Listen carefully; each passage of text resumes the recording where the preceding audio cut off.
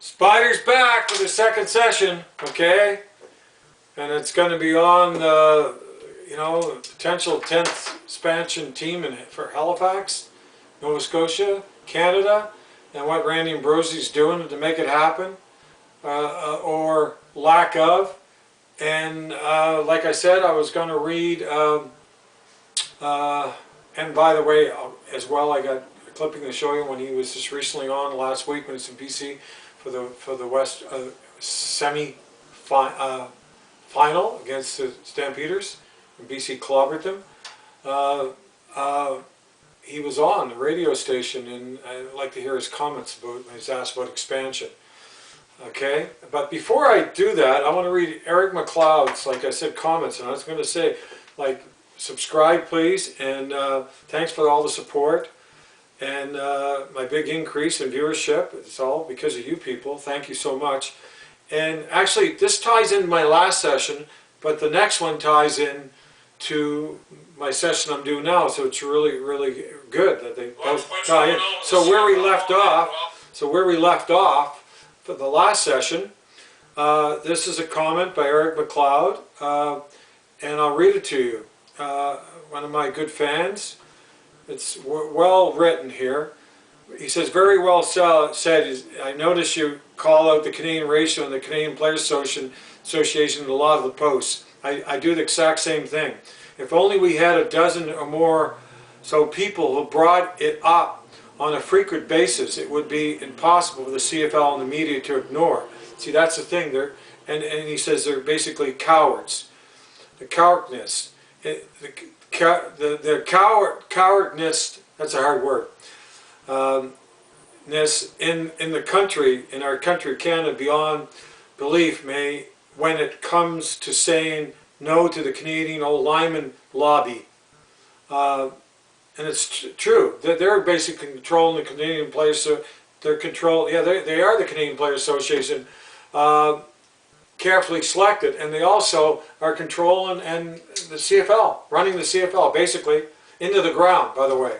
And then the session I'm going to do now, I hope I got it all there, Mr. McLeod, but I respect your opinion a lot. You're very articulate.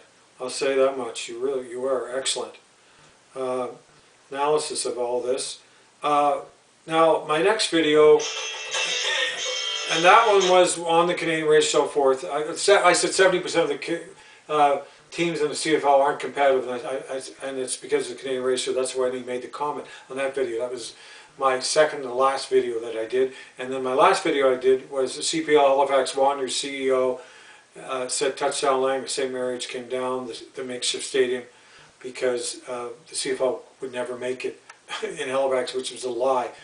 Like Mr. Gray, by the way, Director of Athletics, St. Mary's, told me, I met because my son was track athlete of the year there at St. Mary's. So he said they're coming down anyway. They were owned by a company in Montreal. They would be used for race car events down the States and so forth. So it was all a big lie. So anyway, here's his comment, Mr. McLeod's comment, his other comment. This Wanderers group is getting paid $40 million to let the city know how they want taxpayers' funds directed towards their group.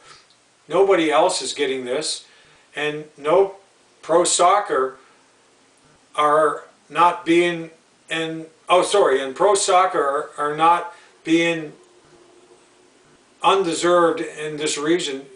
Quite the opposite. It's true. It's so political. They are getting away more, and then their fair share, getting away with more than their fair share, and that's so true. They are. CFL was here in the summer for Touchdown Atlantic. Yeah, the Wanderers are promoted like crazy by all the leftist networks here, and leftist radio network we have here. He says the CFL was here in the summer, Touchdown Atlantic's referring to, helping elders and helping homeless food victims and showing some concern for people and property in the neighborhood, putting on local events, caring for those who need help in their neighborhood. But the sad thing, Mr. McLeod, is 90%, and that's why they want them exposed, and they're breaking the law illegally in their public parks, breaking their own bylaw. they're 90% of them, they recruit them, they're druggies and they're criminals. And that's the real truth. They're not homeless. Like Mayor Savage said last week, I mean, imagine Remembrance Day, they can't even have the ceremony down in Parade Square, City Hall. He says, all these people are all good people, they all go to work every day. Bullshit, walk through there. There's 8 or 10 of them laying all out, drugged out all over the benches. They're in these druggie tents. And they're almost all the druggie tents, the majority of them are filled with them all over our parks and our ballparks, everything. It's all a lie. And they're using it as an error to get back in power, to blame it on, every time they're asked about it, they blame it on our Premier, Tim Houston. And they're using it, they'll use it to blame on him. The provincial Liberal government's behind it. Trudeau's behind it. Mayor Savage is a radical leftist Liberal. They're all doing this, and they want him exposed. They could put him in buildings tomorrow. They want him exposed because they want to use it as a narrative to try to get reelected. That's exactly what they're doing. And they're destroying our city. Why don't they put him on the Wanderers grounds where the CPL Wanderers soccer team plays at? Yeah. Oh, by the way, they're on the Commons. They said we weren't going to allow on the Commons. There's 8 to 10 tents there now and counting. It's it's unbelievable. I don't want to talk about it anymore because I get really, really upset because the real truth is being suppressed and silenced. The real truth, and I know that number to be accurate, by the way, because authority that's been with Halifax. The city of Halifax is authority of 25 years told me the real truth about all these druggies in the tents and the percentage of the really druggies and not homeless people. It's all a scam, another scam of the sleazy radical leftist liberal trash. Anyway, I better keep quiet. I'll get in trouble. So let's get into Randy and Brosie here in this session. Okay, here he is. Okay, I want you to watch this. Okay. Pick up, and if you haven't bought your listen to him to fly to Toronto and Hamilton on your way to Grey Cup, you should do it because I think it's going to be a special year in 2024 at BC Place. Okay, I looked at your Wikipedia page. Oh shoot! Look what happened. 60 years old. 60 years as commissioner. That's why you got to do this. You got to know what you're doing in this. Why didn't that go large? No, hold it. Just got a hiccup here. Why does this do this? I can't stand Apple. I really can't stand Apple. They're unbelievable.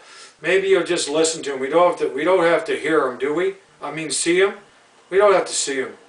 No, I mean, I am the introduction of Pierre Carl Palado this year. This long-term vision that Pierre has brought to the ownership of the Isle satisfied one of our big outstanding questions. And he has been just a phenomenal partner in his first year, and they're having success to boot. What's going on in Ottawa with Roger Greenberg and John Ruddy. I actually spoke to City Council yesterday about the development of Lansdowne 2.0, the north side stands. What's going on in Toronto, the energy that MLSE is pouring into the Argos, and they got a great team and a great young quarterback. Hamilton Sports and Entertainment Group, we talk about what's going on in Winnipeg. You know, Saskatchewan, the heartland of the CFL. I like what Rick Lawlisher is doing in Edmonton. Rick, the wily old veteran, has kind of brought back a whole stream of consciousness about what they need to do. Calgary, it's all a bunch of bullshit. Sports and Entertainment Group, John Huff. Talk about all the empty seats, Randy and Brosie. I love what they're going to do there, and then here we are, Amar Doman. It just feels like it's such a good group to be part of. I said to my wife, asked me, she said, "What do you think?" And I said, "Look, I'm like a kid in a candy store. I get to go to work with these amazing people every day. I get to work with Dwayne Bonneau and the presidents. Don't do your job. Doing this as long Eat as candy. Don't do your job. Keep doing it as long as I can continue to add value because it's a special job. It'll be a special part of my career when it's all done, and I want to continue to do it. And I still feel that there's things that I need to do in order to leave an appropriate legacy. All right, expansion. A lot of talk over the years about expansion, especially in Atlantic Canada. Give us an update. Anything going on there? Yeah, there's been lots of really good conversations, but Same I bullshit. always preface it, I have been prefacing it this way. I think we've moved the needle significantly. Same bullshit. But in the end, it's like if you're down by 5 points and there's a couple minutes left to go in the game, and you start on your own 10-yard line. All those first downs to get you in the red zone are great. They look good, but it doesn't matter unless you get the ball into the end zone. Right. Which you're not doing. We're trying to do that right now. We're trying to cross that last hurdle and get into, you know, and Well, you'll never maybe jump over announce it. a team. Will we or don't we or won't we? I don't know for sure. But it's not just about Atlantic Canada. We are going to, and I've got a mandate from my governors Quebec to City. get us to 10. And once you get to 10, think about what we do after that. But we're going to look at other markets. Quebec City is a fantastic market. It's in fact, in many respects, it's the most logical next city by size. It's just slightly smaller than Winnipeg. It's bigger than both Regina and Saskatoon. Why are you wasting time in Halifax then? It's got a great football community. Quebec has got a great football culture. It would establish a tremendous rivalry for the Alouettes. There's lots of reasons to like that market. So we're not exclusively Atlantic Canada focused. We need to look at these other markets and consider them as potential expansion opportunities. Okay, what about the U.S., Dwayne Johnson, XFL? I thought you guys had something going on with them. He answers about the XFL, the merge with the USFL, as you know, they're concentrating on their game. Well, you're not doing a very good job concentrating your game. What are you doing about the Canadian ratio? It's a huge problem. The one-year contract, huge problem. No CFL football on CTV or the Grey Cup. Horrible marketing. You're not selling your game at all. Like my son said, he's so right. Anyway, what a bunch of bullshit. It's the same bullshit he says all the time. That analogy. It's if you use it over and over and over, you know it's all bullshit. And by the way, when I was down to see and talked, and I'm going to get into what I just recently sent to Premier Houston, Kim Houston, because talking to Mr. Gray, the director of athletics of St. Mary's, and you know when Derek Martin said about the reason it took the stands down, you know, I said that in my last video, I believe, you know, it's because the CFL would never make it in Halifax. No, like I said, they were coming down anyway. But anyway, he told me that they already have a model, despite the exchange building, that they right now put 8,000. There were 7,500 seats for Touchdown Atlantic on that side with the exchange building came out, which never should have been built because it took away the opportunity to put a double decker there, and they can't even go, they only go up 30 rows from the 35-yard line down to the larger end zone. What I mean by the larger end zone, there's more room in behind the end zone, okay, for putting extra seating and so forth. But the thing is, he said they still can put 8,000 over there, and then he said 8,000 on the side with all the buildings, but of course they have to use the track. And he said really the track's no issue because it's really a 6 to 7 lane track. It's not an official 8-lane track. And like I said earlier, Mr. Houston, Premier, his new school in Windsor is going to build a high school, a football field, soccer field, and an 8-lane track around it with Dow, St. Mary's, all the high schools. It would be perfect way to, if he would invest in a stadium in St. Mary's. And by the way, Halifax are going to hit 500,000 people in their city, 500,000, and they want to put a little Mickey Mouse. It's all politics down there. Like it's just like Mr. McLeod said. It's all politics. Like they're catering to them because of votes, you know, and the soccer people down the south end because of votes for the sleazy radical left liberal councillors like Wayne Mason and our Mayor Savage. That's what's happening, and like everything that comes out of Derek Moth's mouth is a lie, because he don't want the CFL there, but he wants the artificial turf now for football there, so his sons can play for high school. Citadel High to play there at football, but not the CFL. They could put 20,000 seats, but that's all they could ever put in there. Okay, and they're not going to move, like I said, the horses and so forth, not going to move the lawn bowling. But anyway, the two models, what I did, by the way, after talking to Mr. Gray, and I said, is there any more meetings coming, Randy Ambrosi? Just to, you know, because they're saying they're working really hard. No, they're not. There's no meetings. He said there's no meetings set up. He's not doing anything. He's not down knocking on Kim Houston's door, which he should be with his proposal with an owner. Potential owner, he probably doesn't have a potential owner. He's bullshit. He's bullshitting. He's just trying to keep his job and mandate. He's supposed to report to the governors in January about this franchise. He's going to say, oh, now we're concentrating in Quebec City.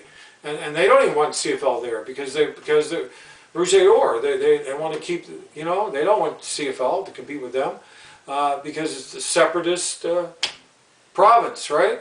Like, they don't want the CFL. So Halifax should be, like, with the economy okay, with the influx of people, the economy's not good now, but you get that crooked Trudeau out and get the carbon tax off, and the swinger, it'll take off.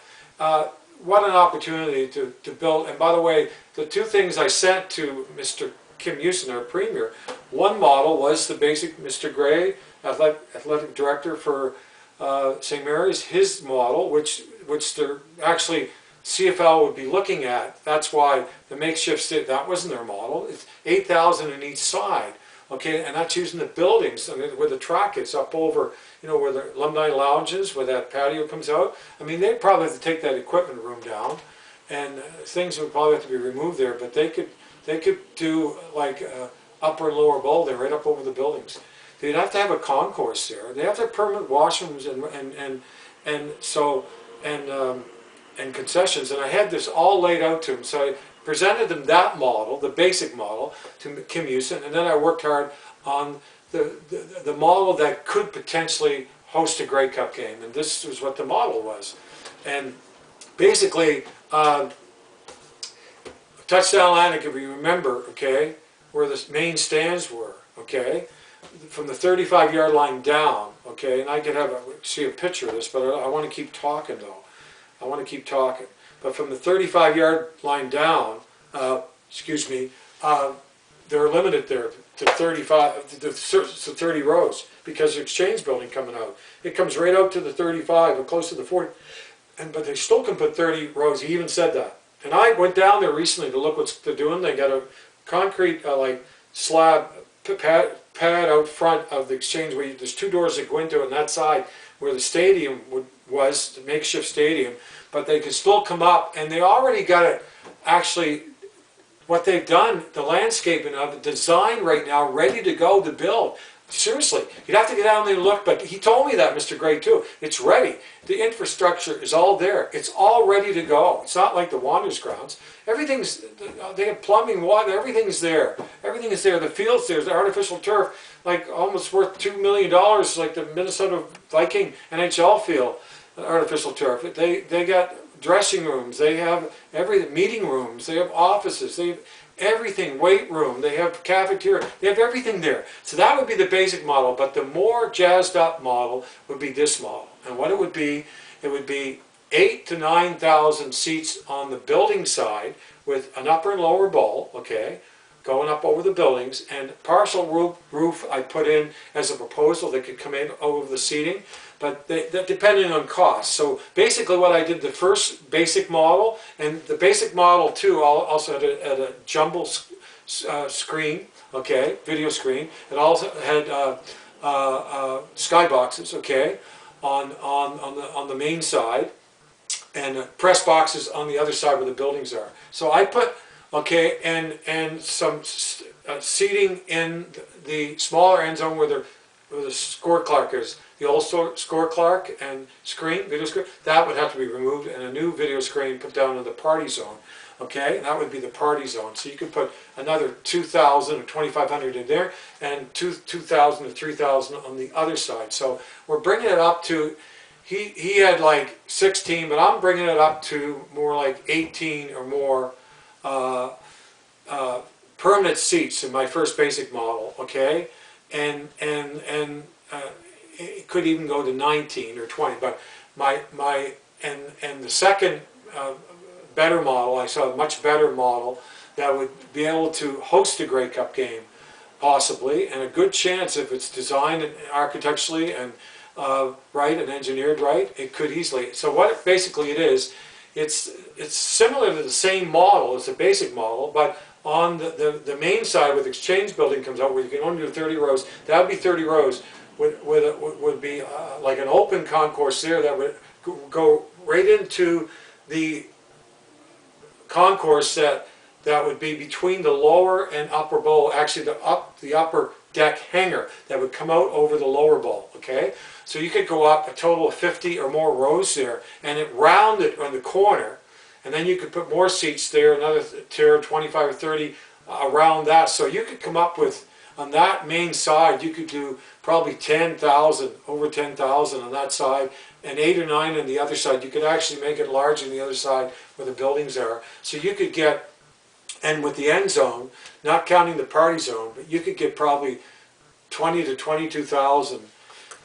Yeah, depending how high they would go with the upper deck from the 35 down to the end zone, round in the corners and up with skyboxes up top. But you could also put, like Hamlin did, skyboxes in between where the concourse is. They did it that way. But you could put them up top too. And the partial roof would be, you know, involved there depending on the cost. That would come out over the top upper deck hangar. So anyway, so the figure I put on the first basic model was 40 million plus, and the other one was 75 to 80 million plus, depending on the roofs, the cost of the roofs. Okay, so you imagine for $100 million what you could do there at St. Mary's. It would just be unbelievable what you could do, because everything's in place there. I mean, it's actually ready to be built, and I said that to Premier Houston. It's ready to be built, ready to go. It's like you could put all the money, I said, into building the stadium. And I said you can. There's so many different fabrics now involved. They're building stadiums with wood and steel, both combined, you know, and so forth. There's other materials, there's other designs built modular, they bring them in, and so forth. But you have to get a builder that can build rather than one tier up and put another tier, like upper and lower bowl, and a concourse. So you'd have to have much better than what the Wanderers grounds, 6.5 or the company they're using. I forget the company they're using, but anyway, it'd have to be much better. That's why it's 100 million, 80 to 100 million probably if you put a roof on it, and 40 to 45 million on, if you put maybe one roof on the basic model on the main side. But anyway, like, you know, all the amenities I said, you have to have permanent washrooms and concessions and so forth, retail stands, all that. You'd have that on both concourses. And you incorporate it with the building side, like I said before in one of my video sessions, you incorporate that lounge they have. Imagine they have a lounge there, and the alumni lounge, you incorporate right on the main concourse. You could do it with the building side, with upper and lower bowl. Okay? And you got to remember, you have a pub too, right near the old score board clock just beyond the fence there. You have a pub there. So you have everything. Perfect. But you got parking lots that they can tailgate and put events and bands playing and everything, just like they do in BC. Like that big tailgate, just like they did Touchdown Atlantic. Venues, everything. Things for kids, everything. I mean, it's a fantastic place to do it. It's the best place to do it. I hope Mr. Our Premier Tim Houston really looks at this, and I sent it to the Economic Development Minister too, and the Deputy. I sent it to, you know, important people. I hope they really look at this. But Randy Ambrosi, you got to do your job. You got to get down there with your expansion committee. You got to find an owner, and the perfect one is Steele. The guy owns Steele Auto. Like, he sold, like, I think 150 radio stations. He's worth like 650 million he got for the radio station and in Canada, and then he owns. He lives down in Texas, but he owns, they were one of the sponsors, Touchdown Atlantic, and he owns steel dealerships in Halifax, and he's probably worth $1 billion.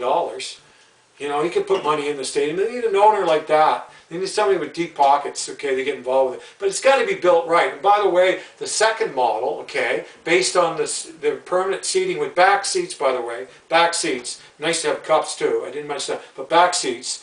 Okay, and by the way, with that large end zone, I mean, you could, where the big video screen, you could have the band stage there like Hamlin doing, and a tier on each side and so forth, put another 3,000 in there, and you could probably put more seats in too, you know, around the stadium.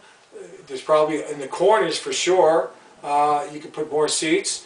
In the main, I don't know if you put that big stage for a Grey Cup game like Hamlin are doing with the tier and the stage and the video screen, maybe to take up all the room. But in that large end, though, there's corners there too.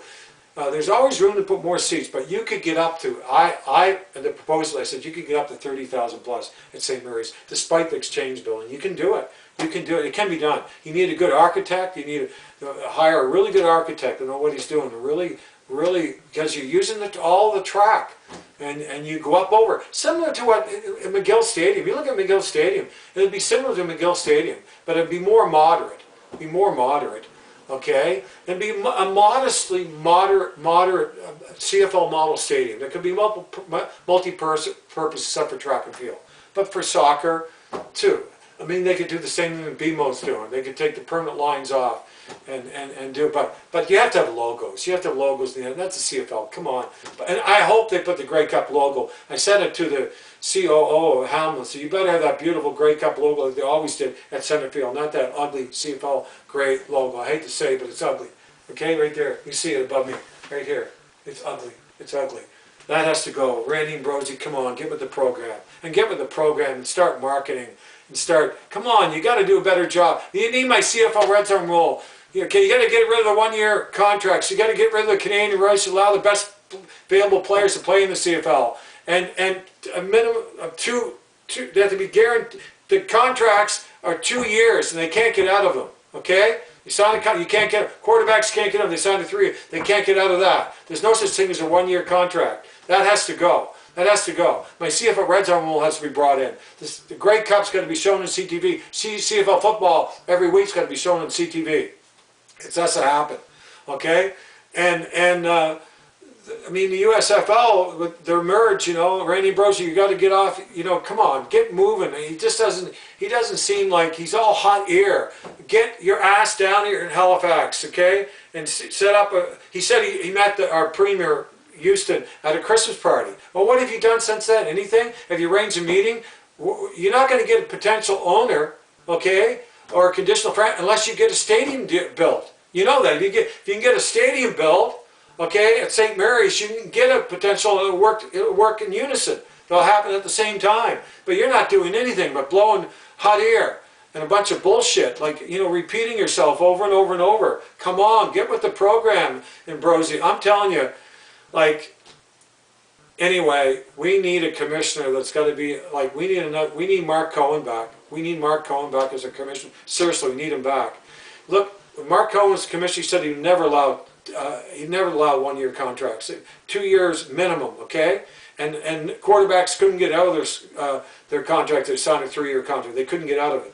Okay, and he said he was going to reduce the Canadian ratio. Okay, so we need Mark Cohen, and we need my SPYDER CFL Red Zone rule, and then we'll have a real product to sell. But we need a new commissioner, okay, to get the job done. And Mark Cohen loved my CFL Red Zone rule. Was the first person I introduced it to. Take care.